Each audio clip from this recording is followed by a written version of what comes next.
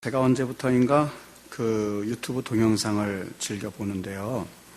그 유튜브 동영상 가운데 즐겨보는 게 과거에 2002년도 우리 대한민국에서 열렸었던 월드컵 경기, 그리고 또 몇몇 축구 선수들 그 경쾌한 음악과 함께 축구 선수들이 골 넣는 장면을 모아놓은 동영상을 제가 참 즐겨봅니다. 아무리 바빠도 그걸 좀 보면서 저 나름대로는 거기서 영감을 찾기도 합니다. 대신 제가 보지 않는 게 하나가 있습니다. 그래도 세상 돌아가는 건 알고 있기에 가끔가다 인터넷에서 들춰보기는 합니다만, 현대 돌아가는 뉴스라든지 아니면 우리 사회에선 결코 잊지 말아야 할 그런 뉴스들, 그런 것들을 웬만하면 보지 않으려고 합니다. 굉장히 그걸 보는 순간부터 좀 힘이 들고 마음이 어려워서 그 유튜브 동영상에서 경쾌한 음악과 같이 있는 그 축구 동영상을 참 즐겨봅니다. 특별히 2002년도에 그 대한민국 월드컵은 제가 또 보고 또 봐도 참 기쁘다라고 여겨질 만큼 그 동영상을 보면서 참 즐거움을 만끽하곤 합니다. 여기 우리 사회를 또 한번 생각해 보면 때로는 이렇게 과연 이러한 일들이 자행되어야만 하는가라는 생각이 들 때마다 이번 주에는 특별히 이 에스겔서 37장의 말씀이 우리에게는 꼭 필요한 말씀이구나 하는 생각이 들었습니다. 여러분, 그 당시 유다 왕국, 어떻게 보면 참 비참한 삶과 그런 생활 가운데 있었던 그런 나라에 에스겔 선지자가 하나님의 신에 이끌려서 환상 가운데에 어느 에스골 골짜기라고 하는 곳에 불려갑니다. 그런데 거기에 불려가서 봤더니 죽은 지 오래돼서 살은 이미 썩어져 있고, 그리고 뼈만이 앙상하게 남아서 바람이 불고 또 비를 맞고 햇볕에 쬐어서 도대체 이 뼈들이 얼마나 오래되었는지조차 알 수 없을 만큼 바짝 마른 뼈들이 수북히 쌓여있는 게 아니겠습니까? 특별히 이스라엘의 그 장사 관습은 절대 뼈가 보이지 않도록 하는 것이 그들의 철칙이었습니다. 왜냐하면 뼈가 보이면 그것은 망자의 그 수치라고 여겨서 특별히 뼈는 절대 보일 수 없도록 파묻는 것이 이스라엘 관습이었는데, 그 뼈들이 다 드러나서 그것이 수북히 쌓여 있는 게 아니겠습니까? 사실 우리 6.25 동란 이후에 시골 산골짜기는 이런 마른 뼈다귀, 그리고 사람들의 해골을 많이 볼 수 있었다고 합니다. 그 이유는 전쟁과 같이 격식을 갖추지 못한 채 장사되지 못할 만큼 급박한 일이 있었다는 것을 우리에게 보여주고 있고, 아마 이 마른 뼈도 역시 그러한 상황에서 크게 멀지는 않았을 것이다 라는 생각을 해보게 됩니다. 사실 그 당시 환경이 그랬습니다. 유다 왕국이 바벨론에 의해서 함락이 되었고, 그 당시 잔혹하다고 명명되어졌던 바벨론의 느부갓네살 왕에 의해서 예루살렘 성전이 파괴되어 있었습니다. 제사장들은 성전에서 학살을 당했고, 그리고 성전의 기명들은 바벨론으로 가져다가 술잔으로 쓰여지는 그런 수모를 겪었습니다. 유다의 마지막 왕 시디기야 왕은 물론 바벨론의 포로로 끌려갔는데 그냥 끌려간 것이 아니라 손에는 쇠사슬이 묶여지고 발에도 쇠사슬이 채워져서 두 눈은 바벨론에 의해서 뽑혀져 나간 채 아주 비참한 모습으로 포로로 끌려가는 것을 온 백성들이 지켜볼 수밖에 없었습니다. 예루살렘은 완전히 폐허가 되고야 말았고, 그 땅에 있었던 어린아이들과 노인들은 사실 아무런 노동력을 할 수 있을 만한 사람이 없는 채 철저히 굶주리고 유린당하는 그러한 시대였었습니다. 소망이라고는 어느 곳에서도 찾아볼 수 없는 곳이었었습니다. 그뿐이었겠습니까? 바벨론으로 끌려갔었던 이스라엘 백성들은 영적인 고통은 물론이요, 영적인 고통은 육신적인 고통보다 더했습니다. 그들에게 있어서 최악의 고통이라고 한다면 그들의 신, 하나님을 부인하고 타신에게 절하는 것이었는데, 바벨론은 이스라엘 백성 포로민들에게 철저하게 마르둑 신에게 절할 것을 요구하였었기 때문에 사실 그들은 그 당시에 이스라엘 백성에 있어서 가장 큰 수치라고 할 수 있는 우상 숭배에 노출되어 있었던 시대였습니다. 여러분, 오늘 에스겔이 환상 가운데 하나님의 신에 이끌려서 그 에스겔 골짜기에는 마른 뼈를 보았는데 그 마른 뼈가 무엇을 의미한다고 생각이 되어집니까? 에스겔도 참 궁금했습니다. 도대체 이게 무엇을 의미할까라고 생각했을 때에 에스겔서 오늘 읽은 본문 말씀 11절 말씀에 보면 이 뼈들은 이스라엘 온 족속이다라고 말씀을 합니다. 그렇습니다. 지금 금방 말씀드린 대로 그들의 사회적, 문화적, 정치적, 종교적 환경은 마치 마른 뼈들이 수북히 쌓여있는 것처럼 어느 한 곳에서도 전혀 희망을 찾아볼 수가 없는, 도저히 그들이 뉴스를 틀어서 볼 수 없을 만큼의 기가 막힌 상황에 처했던 것이 유다의 상황이었습니다. 이때 하나님이 에스겔에게 묻죠. 인자야, 에스겔아, 이 뼈들이 능히 살겠느냐? 이 뼈들이 능히 살겠느냐? 여러분, 그게 가능하다고 생각이 되어지십니까? 만일 산소호흡기를 꼽고 비록 중환자실에 있다 한다 할지라도 숨을 헐떡헐떡거리는 사람에게 이 사람이 살 수 있습니까? 라고 묻는다면 그나마 잘 치료하면 낫죠. 이렇게 대답할 수 있을 겁니다. 아마 총을 맞은 사람도 목숨이 붙어 있으면 그래도 목숨은 건졌네요. 살 소망이 있네요. 라고 말할 수 있을 겁니다. 죽은 사람도 아니고 죽어서 이미 살이 다 썩어져서 없고, 그리고 뼈들이 바싹 말라서 조금만 건드려도 다 가루가 되어버리는 그러한 뼈 앞에서 이 뼈들이 능히 살겠느냐라고 하는 그 질문에 당연히 에스겔 골짜기에 서 있었던 에스겔 선자는 아니요 라고 대답했어야 옳습니다. 그는 하나님 앞에 이 뼈들이 어떻게 산단 말입니까? 도대체 여기에 무슨 희망이 있습니까? 라고 말했어야 옳습니다. 그런데 에스겔이 그래도 하나님 신 앞이라서 하나님께 들은 이 말씀에 대해서 대답하지 못한 채 주 여호와께서 아시나이다 라고는 애매모호한 답변을 드릴 뿐입니다. 이때에 하늘의 음성이 또 들려옵니다. 에스겔 선자에게 들려옵니다. 에스겔아, 너는 이 모든 뼈에게 대언하여 이르라. 뭘 말입니까? 뭘 말하란 말입니까? 5절 말씀해 보면 하나님께서 생기를 마른 뼈들에게 들어가게 하리니 너희가 살아나리라 라고 하는 그런 말씀을 대언하라는 거예요. 죽어가는 사람에게 말하는 것도 아니고 곧 죽을 만한 사람에게 말하는 것도 아니고 이미 죽어서 살이 썩어져서 마른 뼈들 앞에서, 수북히 쌓이는 앞에서 뼈들아, 이제 생기를 너희들에게 들어가게 하리니 하나님께서 너희를 살게 하시라라는 말씀을 하라는데, 사실 옆에 누군가 있었으면 웃었을 만한 일입니다. 아무런 희망도 없고 생명력도 없는 현장이었었습니다. 기대조차 품을 수 없는 기가 막힌 절망의 자리였습니다. 하나님께서 보여주신 현장은 마른 뼈들, 해골들로 가득 차 있는 상황입니다. 여러분, 이 가운데서 너희가 살아날 것이다 라고 하는 상황이 무슨 상황이란 말입니까? 지금으로부터 100년 전의 상황이 똑같은 상황이었습니다. 을사보호조약에 이어서 한일합방 1910년도에 있었을 때에 여러분, 우리 대한민국의 상황이 이랬습니다. 맥킨지라고 하는 맥킨지라고 했던 외국 선교사가 한국의 선교사로 와 있으면서 이 을사조약과 한일합방 이후에 있었던 일들을 보고선 그 선교 보고서에 쓴 내용에 의하면 만주를 찾아가는 한국 신앙 이주민들은 엄동설한 영하 40도를 오르내리는 추위 속에서 헌 옷을 입었다. 10명, 20명, 50명씩 먹을 것을 찾기 위해서 눈 덮인 산언덕을 허물어지듯 걸어가고 있다.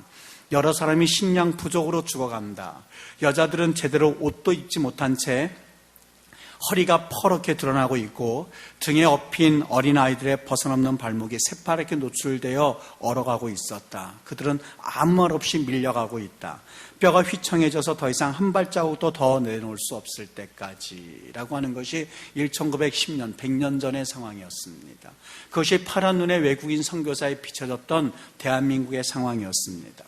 여러분, 이 가운데서 희망을 선포하는 것이 가능하다고 생각을 합니까? 독립을 선포하는 것이 가능하다고 생각을 합니까? 그런데 그 한일합방이 된 1910년부터 정확히 9년 이후에 김인현 독립선언문이 선포되어지게 됩니다. 그것도 다른 땅이 아니라 빼앗긴 땅 한복판에서 1919년 기미만세 운동을 위해서 독립선언문이 선포가 됩니다.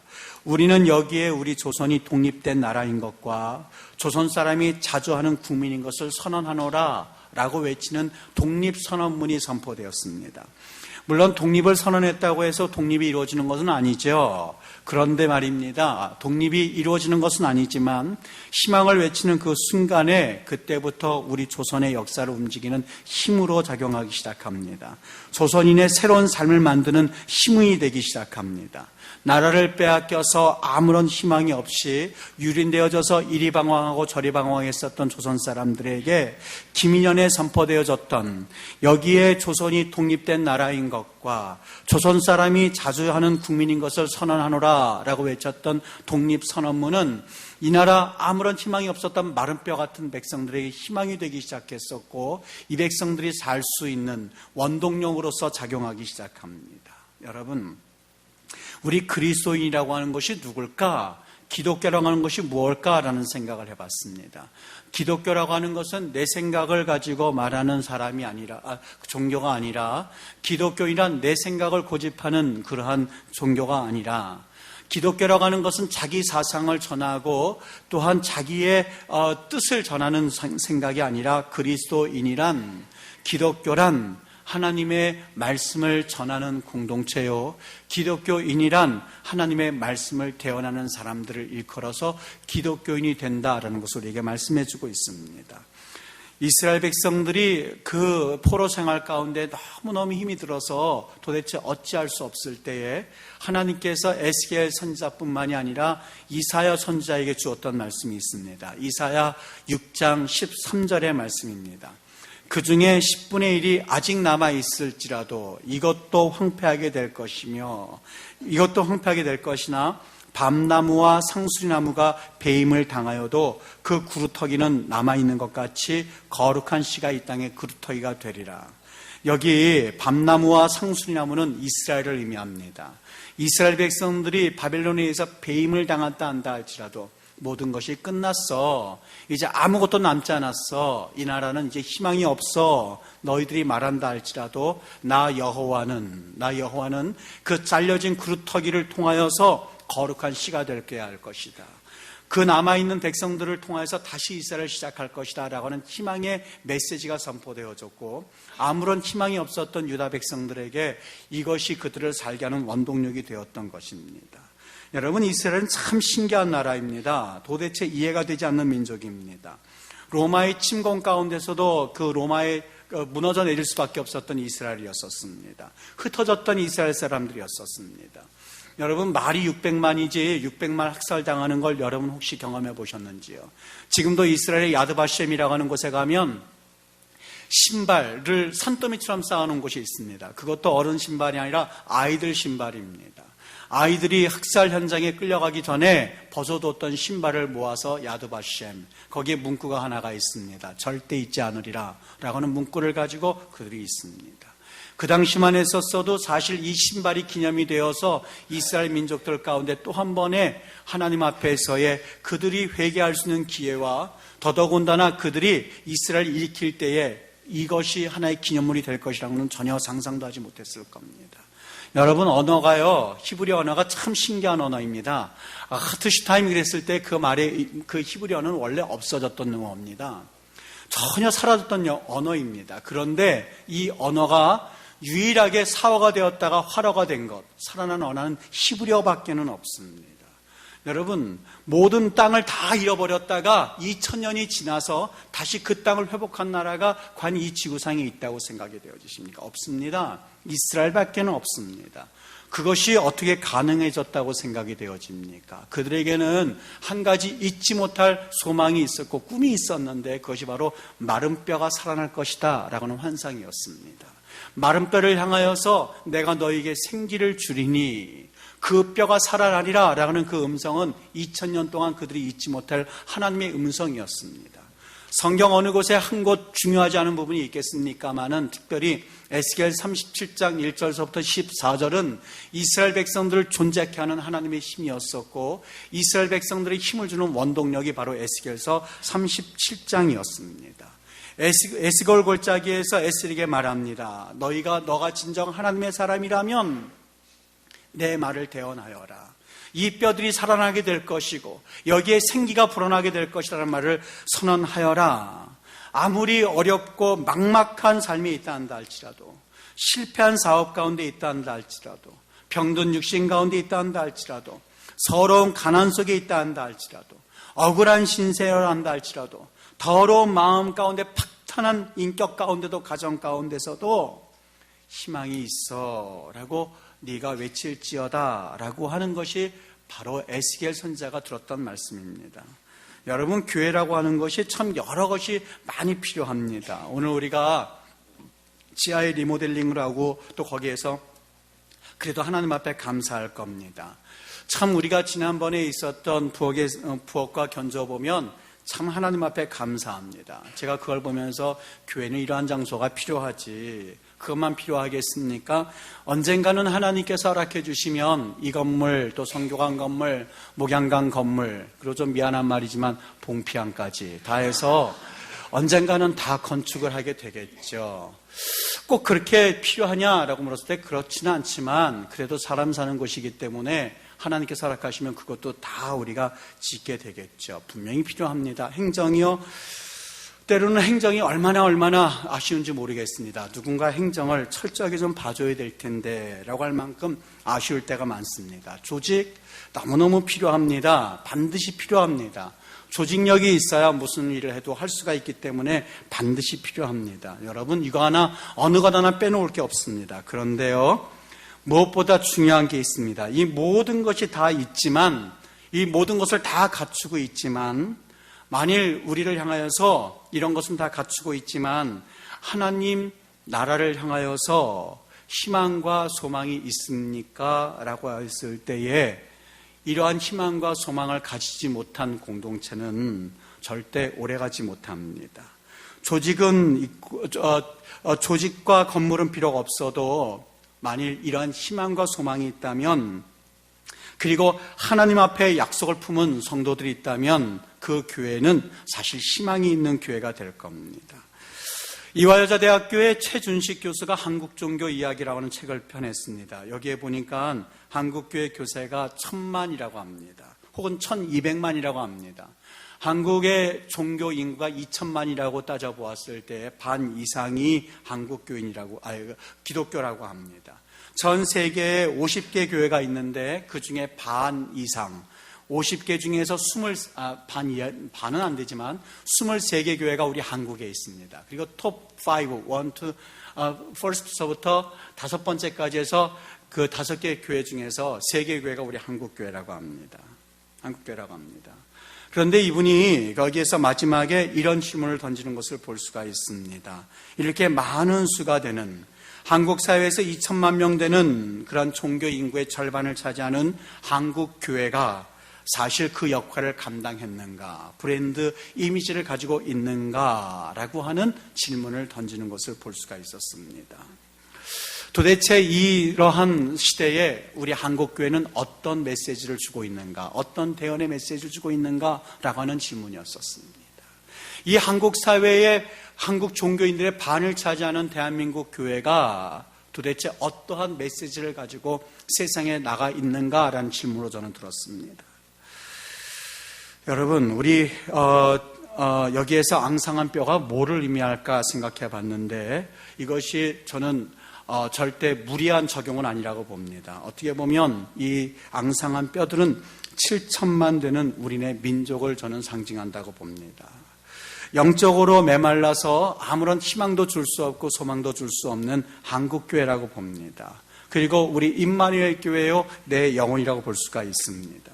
부흥은 멈춰 있고 예배는 메말라서 아무런 감동도 없고, 그리고 전도의 문이 닫혀진 우리 민족교회의 모습이 바로 이 마른 뼈의 모습이 아니겠습니까? 교회 성도들의 신앙은 샤머니즘적 무속신앙에 물들어져 있는 우리의 모습 아니겠습니까? 이런 한국교회, 마른 뼈 같은 골짜기에 있는 그런 마른 뼈와 같은 우리의 모습 속에서 이 세상이 우리에게 묻습니다. 과연 이러한 마른 뼈와 같은 이 민족, 이 가정, 이 교회를 너희들은 살릴 수 있느냐라고 하는 질문을 우리 다음 주가 35주년, 이제 청년 나이에 있는 우리 임마누엘 교회 질문했을 때 여러분들은 뭐라고 답하실 수가 있겠습니까? 과연 그들에게 묻고 있는 질문에 아니야, 소망이 있어? 라고 하는 그 질문에 대해서 여러분 담담하게 답변을 할 수 있겠습니까? 아프리카 선교사 한 분이 대상 지역을 답사하는 도중에 길을 잃어버렸습니다. 고심 끝에 그 지역에 토인한 사람을 가이드로 고용했거든요. 근데 이 사람이 선교사를 이끌고 가는데 이상한 데로 헤매고 다니는 게 아니겠습니까? 그래서 선교사가 물었습니다. 여보셔, 당신 도대체 길을 압니까? 길을 잃어버린 것 아닙니까? 그랬더니 토인이 웃으면서 그 질문하는 선교사에게 이렇게 대답하더랍니다. 선교사님, 정글엔 길 없습니다. 내가 길입니다. 내가 길, 걱정 말고 나 따라오세요. 라고 하더랍니다. 이 시대가 과연 우리에게 향하여서 길이 있습니까? 라고 물었을 때에 여러분, 우리 교회 따라오세요. 우리 예수님 따라오세요. 아무리 역사가 어두워도 혼돈 속에 빠져 있어도 우리는 길이 있습니다. 우리에게 길이 있습니다. 라고 말할 수 있는지요?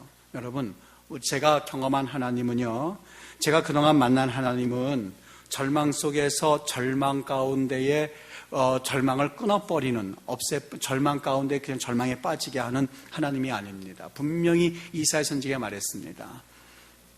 꺼져가는 등불을 끄지 아니하시고 꺾여져가는 갈대를 절대 꺾지 아니하시는 하나님이라고요.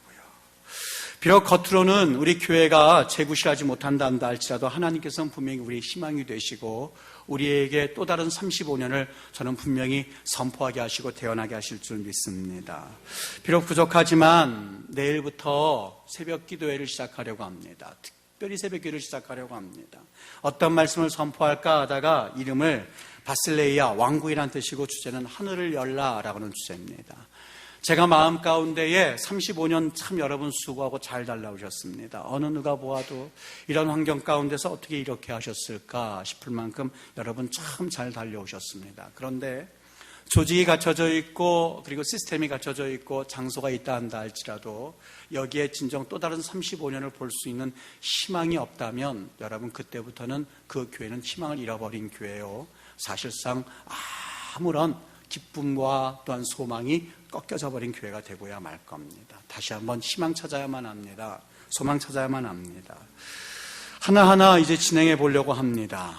바실레이아라는 표 아래 35주년인데 첫 번째 원주민을 위한 유치원 건립, 아무것도 아닌 일인 것처럼 보입니다. 그런데 저는 이 일이 굉장히 상징성이 있다고 봅니다.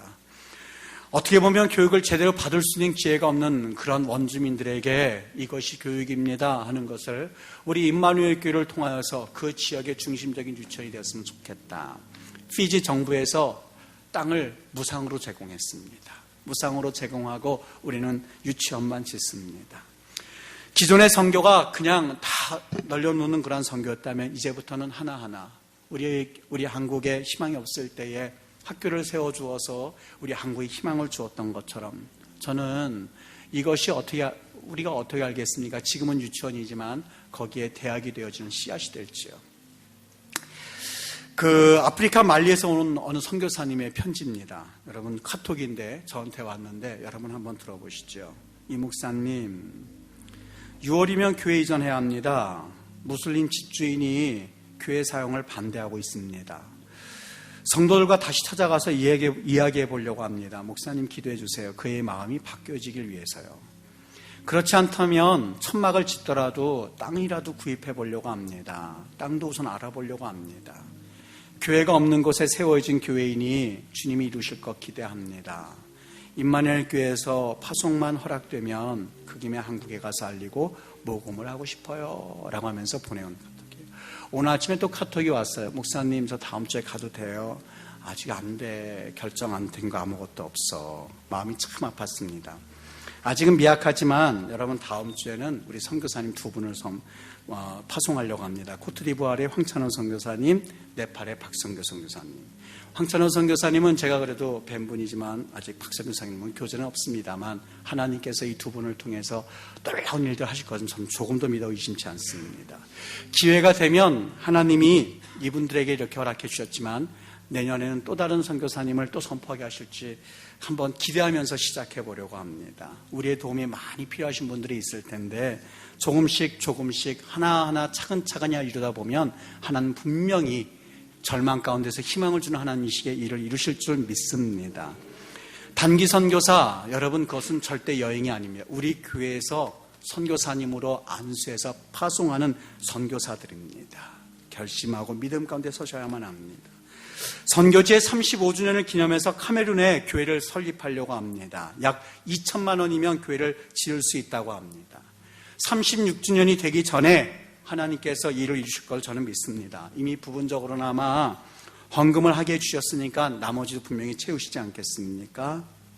여러분, 여기 분명히 말합니다. 생기를 너희에게 들어가게 하리니 너희가 살아나리라 라고 했는데, 이제부터 지금까지 행하신 일들 참 하나님의 은혜 가운데 이루어 놓으셨다면 이제부터 35주년 하나님께서 또 다른 뼈들에게 생기를 불어넣으실 것을 기대하면서 믿음으로 걸어가셔야만 합니다. 소망으로 걸어가셔야만 합니다. 자, 이제 됐다, 이제 건축만 하면 된다가 아니라, 여러분, 비록 건물은 없다 한다 할지라도 희망이 있으면 그 가정은 살게끔 되어 있어요. 가난해도 그 자녀가 뭔가 눈이 반짝반짝 빛나고 살아봐야겠다는 자녀들만 있으면 그 가정은 희망과 소망이 있는, 분명한 가정의 이치겠지요. 가장들이 눈만 반짝반짝하면 지금은 가난하고 어려워도 그 가정은 소망이 있는 겁니다. 35주년 걸어가야 될 텐데, 여러분 내일부터 시작하는 새벽기도 오셔서 은혜 받으시고 여러분의 삶의 희망이 되어지는 그런 축복의 산물이 되었으면 좋겠습니다. 피곤한 건 다 피곤하죠. 그러나 그 피곤한 가운데서 하늘의 음성을 들으면 피곤함도 물러가는 놀라운 역사를 경험하게 하실 줄 믿습니다. 사랑하는 여러분, 35주년 잘 달려오셨는데 앞으로 35주년 어떻게 달려가시겠습니까? 라고 하는 그 질문에 분명하게 답을 가지고 계셔야 됩니다. 하나님께서 생기를 불어넣으라고 말씀하셨으니 그렇게 하겠습니다라고 대언할 수 있는 믿음의 성도들, 우리 임마누엘 교회 성도들 되실 수 있게 되기를 예수님의 이름으로 간절히 축원합니다. 기도하겠습니다.